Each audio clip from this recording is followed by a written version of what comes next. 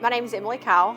I came to Nashville about 2.5 years ago for a job. Immediately got plugged in with the church, and by plugged in I mean, started going to church every Sunday, made that a priority, and then I started my job.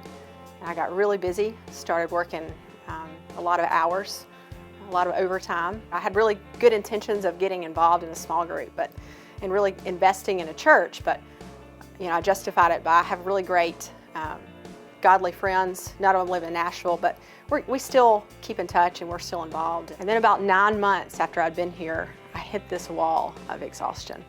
And I was physically and emotionally and spiritually just exhausted. I had no spiritual accountability and no spiritual encouragement. So I remember having a conversation with my brother around that time, and he said, I get it why you're exhausted, but I don't think we were ever intended to labor alone.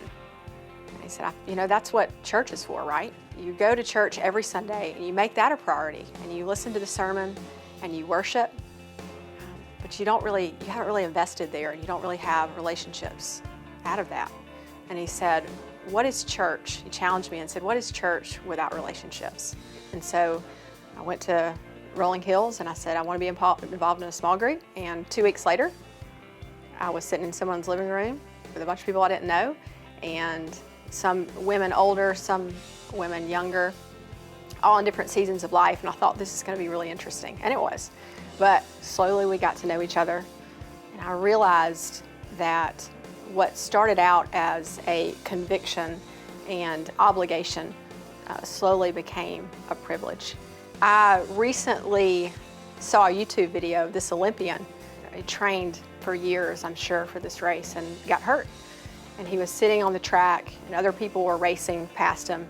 And there's this man that came down on the track and put his arm around him and helped him finish the race. I think that's God's idea of small groups and church, where people put their arms around you, and we run this race together, and they say, get up and keep going, and we weep together and we rejoice together, and we serve each other and we love each other.